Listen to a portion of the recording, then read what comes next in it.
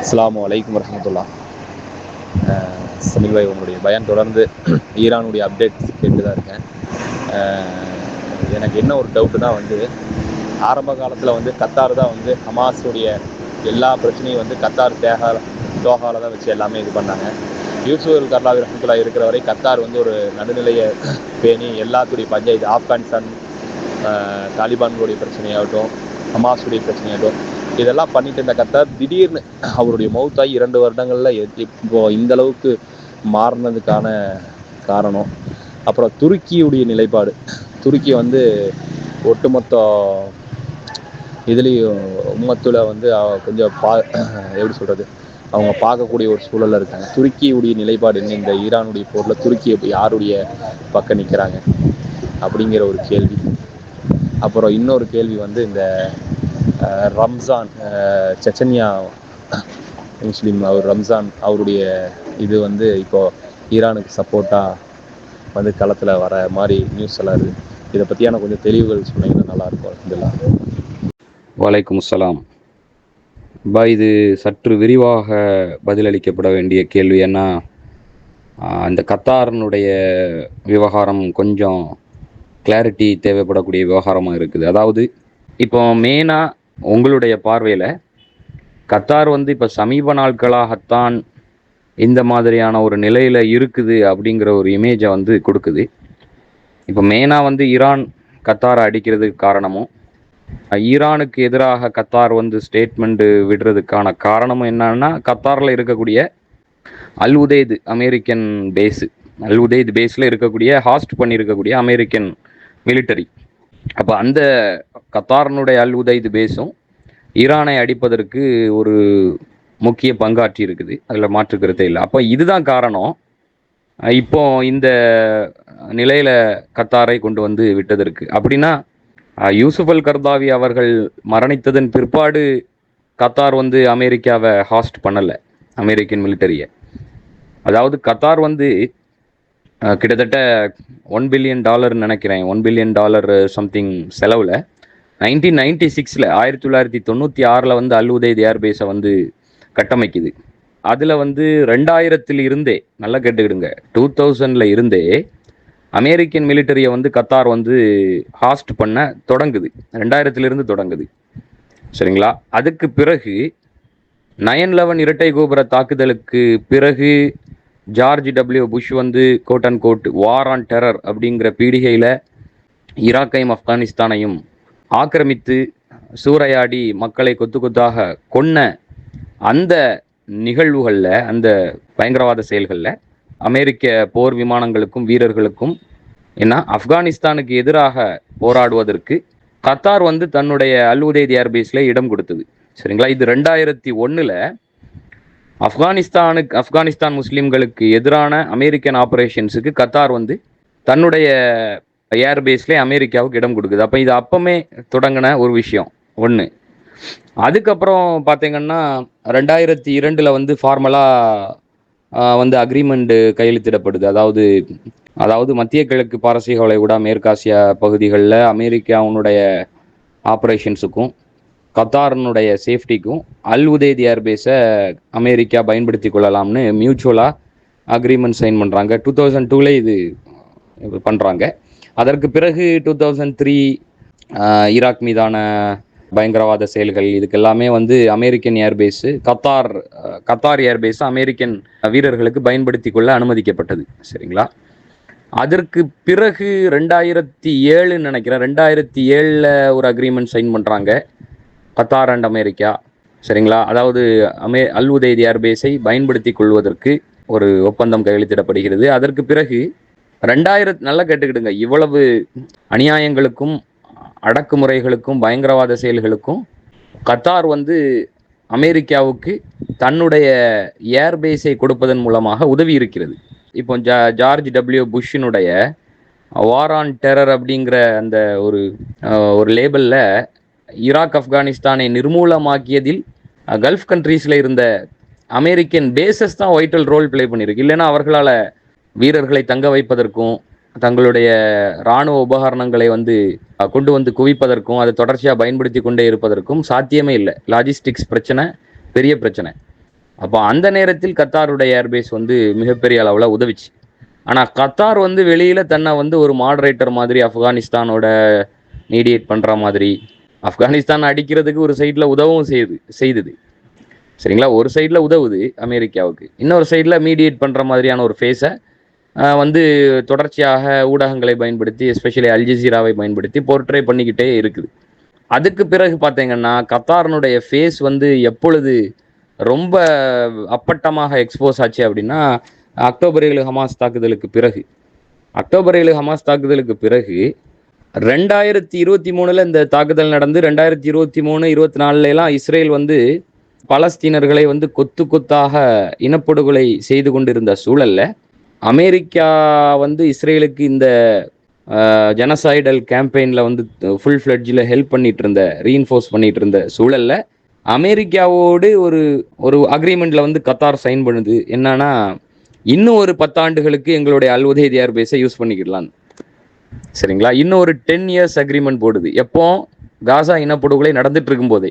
அப்போ கத்தார் வந்து இந்த இந்த 2023 மாச தாக்குதலுக்கு பிறகு ரொம்பவே கத்தாரனுடைய ஃபேஸ் வந்து நயவஞ்சக வேடதாரி முகம் வந்து எக்ஸ்போஸ் ஆயிட்டு.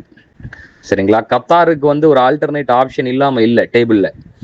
இங்கே வந்து ஒரு பவர் சென்டர் இருக்குது அமெரிக்கா, நேட்டோ கண்ட்ரிஸ், பிரிட்டன்னா.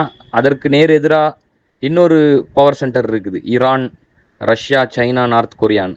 ஆனால் அந்த அதிகார மையங்களின் பக்கம் கத்தார் வந்து சாயவில்லை.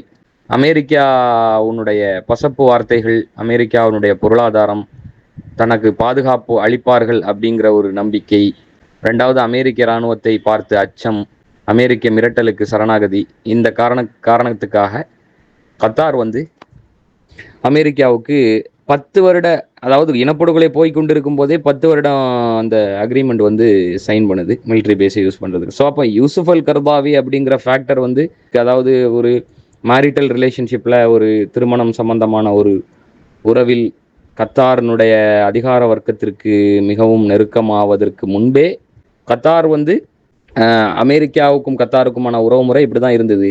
யூசுப் அல் கர்தாவியினுடைய மரணத்திற்கு பிறகு அது ரொம்பவும் வெளிப்படையாகி விட்டது. அதாவது திரைமறைவில் சரப்டிஷியஸாக, அதாவது அந்தரங்கமான மெயின் ஸ்ட்ரீம் இன்ஃபர்மேஷன் பேலன்ஸ்டாக இருக்கக்கூடிய அப்சர்வர்ஸ், அனலிஸ்ட்ஸுக்கெலாம் தெரியும் அப்பாவி முஸ்லீம்கள் ஏமாந்து கொண்டிருந்தார்கள். கத்தாரினுடைய மேம்போக்கான அந்த மீடியேட்டர், இந்த கோட் அண்ட் கோட் மாடரேட் இமேஜில் வந்து ஏமாந்துட்டு இருந்தாங்க. அது இப்போ ரொம்பவே எக்ஸ்போஸ் ஆயிடுச்சு, வெட்ட வெளிச்சமாய் தோலுரிக்கப்பட்டு விட்டார்கள். அதனால் யூசுப் அல் கர்தாவி ஃபேக்டர் வந்து ஒரு மாற்றங்களை ஏற்படுத்திச்சா அப்படின்னு கேட்டால், எனக்கு தெரிஞ்சு கத்தாரினுடைய அதிகார வர்க்கத்தின் மீது, தனி மனித ஒழுக்கத்தின் மீது வேணால் மாற்றங்களை ஏற்படுத்தியிருக்கலாம். ஆனால் அரசாங்க கொள்கைகள், அரசியல், இராணுவ, பொருளாதார கொள்கைகள் மீது பெரிய அளவில் மாற்றங்களையே ஏற்படுத்தவில்லை அப்படின்னு தான் நம்ம சொல்லணும். அவருடைய மறைவுக்கு பிறகு ரொம்ப வெட்ட வெளிச்சமாக, இன்னும் அதிகமாக மேலெழும்பி வெளிப்படையாக தெரியவே தொடங்குச்சு. அதுக்கப்புறம் கத்தார் இஸ்ரேலோட ட்ரில் கண்டக்ட் பண்ணுறது, இனப்படுகொலை போய்கொண்டு இருக்கும் பொழுதே அமெரிக்க அதிபர் ட்ரம்ப்புக்கு $400 பில்லியன் ராயல் ஃப்ளைட்டை வந்து பரிசளித்தது. அவர் வந்து இனப்படுகொலைக்கு ஸ்பான்சர் பண்ணுறாருங்கிறது தெரிஞ்சே கத்தார் இதெல்லாம் பண்ணுது. அதுக்கப்புறம் அமெரிக்கன் மிலிட்ரி தங்களுடைய அல் உதைத் ஏர்பேஸை யூஸ் பண்ணிக்கிடுறதுக்கு 10 வருஷம் அந்த எக்ஸ்டெண்டட் அக்ரிமெண்ட் சைன் பண்ணது. சரிங்களா, அதே மாதிரி ட்ரம்ப் அமெரிக்காவில் வந்து $1.2 ட்ரில்லியன் இன்வெஸ்ட்மெண்ட்டு, எல்லாம் ரொம்ப வெளிப்படையாக அமெரிக்காவோடு கத்தார் செய்து கொண்ட ஒப்பந்தங்கள், உடன்படிக்கைகள், கத்தாரினுடைய யூஎஸ் பாலிசி. ஸோ அதனால் யூசுப் அல் கர்தாவி ஃபேக்டர் வந்து இங்கே பெரிய அளவில் கத்தாரினுடைய யூஎஸ் பாலிசியில், அமெரிக்கன் பாலிசியில் வந்து பெரிய லெவலில் பிளே ஆகலை. ஆனால் அதாவது தன்னுடைய ஊடகம் அல்ஜசீராவை வைத்துக்கொண்டு தன்னை ஒரு மாடரேட்டர் மாதிரி காண்பிப்பதிலும், அந்த அல்ஜசீரா வந்து கத்தார் பற்றிய செய்திகளை, அதாவது அமெரிக்காவுக்கு எந்த வகையில் எப்படியெல்லாம் உதவி கொண்டிருக்கிறது அந்த செய்திகளை அல்ஜசீரா வெளியிடாமல் பார்த்து கொண்டதிலும், இப்படி இந்த மாதிரியான சில ஸ்ட்ராட்டஜிஸ்னால கத்தார் வந்து தன்னுடைய சோ கால்டு மாடரேட்டர் பிம்பத்தை வந்து உலக முஸ்லீம்கள் மத்தியில் தக்க வைப்பதில் வெற்றி கண்டது. சரிங்களா, ஏன்னா ஹமாஸுக்கு வந்து வேற ஆப்ஷன் இருக்குல்ல. சிரியா தான் ஹமாஸினுடைய ஒரு, அதாவது ஹமாஸ் தலைமையகத்தின் அலுவலகம் சிரியாவில் தான் இருந்தது. பஷர் அல் அசாத்துக்கு எதிரான, அதாவது 2011 அவருக்கு எதிரான போராட்டங்கள் சிரியாவுக்குள் வெடிக்க தொடங்குவதற்கு முன் ஹமாஸ் அலுவலகம் வந்து சிரியாவில் தான் இருந்தது. பஷர் அல் அசாத் தான் ஹமாஸ் தலைமைத்துவத்தை ஹாஸ்ட் பண்ணார் தன்னுடைய நாட்டில். இந்த சிரியா மக்கள் போராட்டம் ஆரம்பித்து அது சூடுபிடிக்க தொடங்கியவுடன் ஹமாஸ் தன்னுடைய அலுவலகத்தை கத்தாருக்கு மாற்றியது. ஸோ அப்போ கத்தாருக்கு வந்து இம்மாதிரியான ஒரு மீடியேட்டர் பிம்பம், மாடரேட் பிம்பத்தை தக்க வைத்துக் கொள்ள வேண்டிய நிர்பந்தமும் தேவையும் இருந்தது. ஸோ அதனால் அதை பயன்படுத்தி கொண்டது. ஹமாஸுக்கு வந்து வேறு ஆப்ஷன் இருக்குல்ல, சரிங்களா? ஏன்னா ஹமாஸ் வந்து இப்போ உதாரணத்திற்கு ஈரான் தான் பிரைமரி பேட்ரான் ஹமாஸுக்கு, அதாவது முதன்மை புரவலர். ஆனால் ஈரான் வந்து அமெரிக்கா, இஸ்ரேலுக்கு வந்து நம்பர் 1 எனிமி.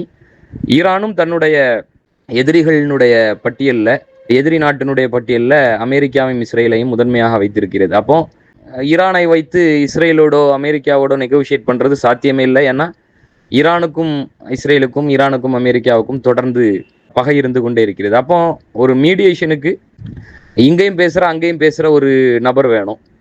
அந்த நபராக கத்தார் இருந்தாங்க. கத்தார் வந்து என்றைக்குமே டியூல் லாயலிஸ்டாக தான் இருந்தாங்க. டியூல் லாயலிஸ்ட்னா இரு தரப்பிலும் விசுவாசம் காட்டக்கூடியவர்கள் மாதிரியான நிலைப்பாட்டை தான் கொண்டிருந்தார்கள், சரிங்களா? அதனால உம்மத்துக்கு எந்த பிரயோஜனமுமே இல்லை. ஐதர் நீ சத்தியத்தில் இருக்கணும், இல்லைன்னா அசத்தியத்தில் இருக்கணும். நீ ஒன்று நண்பனோட இருக்கணும், இல்லைன்னா எதிரியோட இருக்கணும், சரிங்களா? நீ இங்கேயும் இருப்ப அங்கேயும் இருப்ப, இல்லைன்னா இங்கேயும் இருக்க மாட்டேன் அங்கேயும் இருக்க மாட்டேன்னா அதுதான் நயவஞ்சகர்களுடைய பண்பாகவும் குணநலன்களாகவும் முகமாகவும் திருக்குரானும் நபிகளாரும் சொல்கிறார்கள். இப்போ இஸ்லாமிய அளவுகோல் கொண்டு பார்த்தா மற்ற நாடுகள் எல்லாம் துரோகிகள், எதிரிகள் என்று, அதாவது மற்ற முஸ்லீம் நாடுகளை எல்லாம், குறிப்பாக சவுதி, UAE, பஹ்ரைன், குவைத்து, எகிப்து எல்லாத்தையும் துரோகிகள், எதிரிகள் என்று வெளிப்படையாக சொன்னால், கத்தாரை நயவஞ்சகர்கள், முனாஃபிக்குகள் என்று சொன்னால் அது மிகையாகாது. அதுதான் ஃபேக்ட். ஏன்னா நீங்கள் சொல்கிற மாதிரி யூசுப் அல் கர்தாவியினுடைய மரணத்திற்கு பிறகு நடந்தவை அல்ல இந்த வளர்ச்சிகள். கிட்டத்தட்ட 30 ஆண்டு கால உறவுமுறை. இன்னும் சொல்லப்போனால் கத்தார் வந்து எப்பொழுது தன்னுடைய அல் உதைத் ஏர்பேஸை வந்து உருவாக்கணும் அப்படிங்கிற யோசனை வருதோ கத்தாருக்கு, எப்போ வருது அப்படின்னா, நம்ம வளைகுடா யுத்தம் நடந்தது 91ல். ஈராக் வந்து சதாம் ஹுசைன் தலைமையில் குவைத்தை ஆக்கிரமிப்பதற்கு ஒரு முயற்சி எடுக்கு. அப்போ அமெரிக்காவுடன் ஒரு 42 நாடுகள் கோயலிஷன் சேர்ந்து அதை முறியடிக்குது. அமெரிக்கா வந்து குவைத்தை வந்து செக்யூர் பண்ணுது சதாம் ஹுசைனுடைய ஆக்கிரமிப்பிலிருந்து.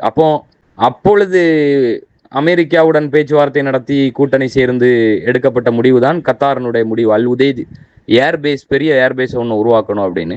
அப்போ உருவாக்கப்பட்டது தான் 1996ல். அதுக்கப்புறம் 2000லிருந்து அமெரிக்காவுடைய ஆர்மியை தொடர்ச்சியாக அனுமதித்து கொண்டிருக்கிறது.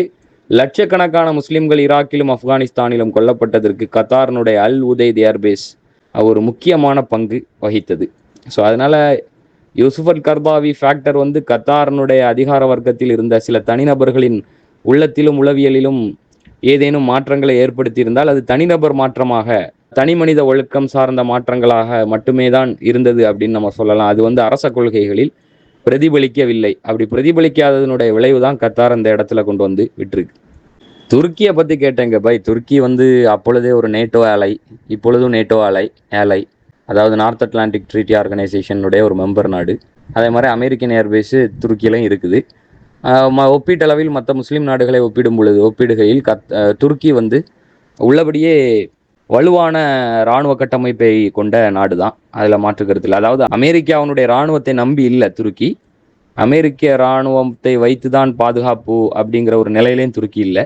துருக்கிக்கென்று வலுவான இராணுவ கட்டமைப்பு உள்ளது. ஆனால் துருக்கி வந்து ஒரு செக்யூலர் கண்ட்ரி தான். ஒரு நாத்திக முஸ்தபா கமால் அட்டாடூர்க் அப்படிங்கிற ஒரு செக்யூலரிஸ்ட், ஒரு ஏத்தியஸ்டினுடைய பாணியில் உஸ்மானிய கிலாஃபத் வீழ்த்தப்பட்டதற்கு பிறகு அது ஒரு செக்யூலர் ஸ்டேட்டாக தான் உருவெடுக்குது. எர்டோகான்ட்ட வந்து ஒரு இஸ்லாமிக் டச் இருந்தாலும் அவர் வந்து ஒரு செக்யூலர் ரூலர் தான். அவர் வந்து ஒரு அமெரிக்கன், பிரிட்டிஷ், இஸ்ரேல் ஆலை தான், பிஹைண்ட் தி ஸ்க்ரீனில் ஆலை தான். ஏன்னா அசர்பைஜானுடைய ஆயில் துருக்கி வழியாகத்தான் இஸ்ரேலுக்கு இன்னமும் போயிட்டு இருக்குது. அதாவது காசா இனப்படுகொலை போய் கொண்டிருக்கும் பொழுதே துருக்கி வழியாக வெகு விமர்சையாக இஸ்ரேலுக்கு வந்து எண்ணெய் வந்து சப்ளை ஆகி கொண்டே தான் இருந்தது. துருக்கி வந்து அதை துண்டிக்கல. எந்த வகையிலும் காசா முஸ்லீம்களுக்கு ஆதரவாக இஸ்ரேலுக்கு எதிராக எந்த நடவடிக்கையும் எடுக்கவில்லை. இராணுவ நடவடிக்கையை பற்றி நம்ம பேசலை. அது பெரிய, இப்போ ஈரான்லாம் செய்கிற மாதிரி அது அட்வான்ஸ்டு. ஆனால் குறைந்தபட்சம் கிங் ஃபைசல் பண்ண மாதிரி எண்ணெய் boycott, oil and gas boycott கூட, குறைந்தபட்ச பொருளாதார நடவடிக்கைகள் கூட இஸ்ரேலுக்கு எதிராக துருக்கி எடுக்கலை. ஏன்னா துருக்கி வந்து ஒரு நேட்டோ அலாய் ப்ளஸ் ஒரு அமெரிக்கன் அலாய் தான். ஸோ துருக்கி வந்து இதில் தலையிடாமல் இருக்கும். துருக்கி தலையிடாமல் இருக்குங்கிறத தாண்டி துருக்கியினுடைய விமானத்தளமும் இப்போ ஒரு ஃபுல் ஃப்ளெட்ஜ்டு வார் வந்தது அப்படின்னா துருக்கியினுடைய அமெரிக்க தளமும் வந்து அமெரிக்க இராணுவத்திற்கு பெரிய அளவில் ஈரானுக்கு எதிரான அந்த போரில் உதவிகரமாக இருக்கும். சரிங்களா. மூணாவது, இந்த ரம்ஜான் கதீரோவனுடைய ஆர்மி வந்து தங்களுடைய தயார் நிலையை வெளிப்படுத்தி இருக்கிறார்கள். இப்போ அமெரிக்கா வந்து தரைவழி ஆக்கிரமிப்பு முயற்சி செய்தால் ஈரானுக்கு எதிராக ஒரு கிரவுண்ட் இன்வேஷன் பண்ணுனா அந்த கிரவுண்ட் இன்வேஷனுக்கு எதிராக ஈரானுக்கு ஆதரவாக தாங்கள் களம் இறங்க தயாராக இருப்பதாக ரம்ஜான் கதீரோவனுடைய army Chechen elite unit military unit வந்து தங்களுடைய தயார் நிலையை வெளிப்படுத்தி இருக்கிறது, ஒப்புதலை வெளிப்படுத்தி இருக்கிறது. அது வந்து ரஷ்யன் செக்யூரிட்டியோட இன்டகிரேட் பண்ணப்பட்ட ஒரு செச்சன்யாவுனுடைய ஒரு எலிட் மிலிட்டரி யூனிட். அதனால ரஷ்யா வந்து இயல்பாகவே ஈரானுடைய ஆலை அப்படிங்கிறதுனால இவர்களுக்கு வந்து ஈரான்ல போய் அமெரிக்காவுக்கு எதிராக போராடுவதில் பெரிய ஒரு பிரச்சனை இருக்காது. பிளஸ் தங்களுடைய இஸ்லாமிய சகோதர சகோதரிகள் மார்க்கம் சார்ந்த பிணைப்பும் இருப்பதால் சகோதர சகோதரிகளுக்கு ஆதரவாக அமெரிக்காவுக்கு எதிராக போராடுவதை ஒரு கடமையாக பார்க்கிறார்கள் ரம்ஜான் கதீரோவனுடைய அந்த ஆர்மியில் இருக்கக்கூடியவங்க. ஸோ அந்த காரணத்திற்காக தங்களுடைய ரெடினஸை வெளிப்படுத்தி இருக்கிறாங்க. அது வந்து அஃபீஷியலாக அந்த தகவல் வந்து வெளியாகி இருக்குது. இனி அமெரிக்கா இனி நாட்களில் இந்த டெவலப்மெண்ட்ஸ் எப்படி இருக்குது அப்படிங்கிறத, மிலிட்ரி டெவலப்மெண்ட்ஸ் எப்படி இருக்குதுங்கிறத பொறுத்து தான் ரம்ஜான் கதீரோவனுடைய ஆர்மி வந்து ஈரானில் இறங்குமா இறங்காதா அப்படிங்கிறது தெரிய வரும். கிரவுண்ட் இன்வேஷனை பொறுத்து அமெரிக்கா மட்டும் இல்லாமல் அமெரிக்கா கிரவுண்ட் இன்வேஷன் பண்ணுனா அது பெரிய பிரச்சனைகளை ஏற்படுத்தும். இப்போ ஈரான் கூட ஐக்கிய அரபு அமீரகம் யுஏஇனுடைய கடல் பகுதிகளையும் பஹ்ரைனுடைய கடல் பகுதிகளையும் தாங்கள் ஆக்கிரமிப்போம் அப்படின்னு ஒரு விஷயத்த சொல்லியிருக்கிறாங்க. அதாவது அமெரிக்கா வந்து தரை வழியாக தங்களை ஆக்கிரமிக்க முயற்சி செய்து துருப்புகளை இறக்கினால் தங்களுடைய துருப்புகள் அமீரகம் யுஏஇ பஹ்ரைனுடைய கடல் பகுதிகளை ஆக்கிரமிக்கும் அப்படின்னும் ஈரான் வந்து சொல்லியிருக்குது. ப்ளஸ் ஈராக் ஃபோர்ஸஸ் ரெடியாக இருக்குது. ஃபோர்ஸஸ்னா இந்த கத்தாயிப், ஹிஸ்புல்லா இந்த மாதிரியான குழுக்கள் தயாராக இருக்குது ஈரானோடு சேர்ந்து அமெரிக்காவுக்கு எதிராக போராட. அதே மாதிரி ஈராக்கில் இருக்கக்கூடிய இஷியா தரப்பினரும், அதாவது தனி இண்டிவிஜுவல்ஸும் நிறைய பேர் தங்களுடைய ஆர்வத்தை வெளிப்படுத்தி இருக்கிறார்கள் ஈரானில் போய் அமெரிக்காவுக்கு எதிராக போராட. ஸோ அதனால் ஈராக்லேயும் வீரர்கள் தயாராக இருக்கிறார்கள்.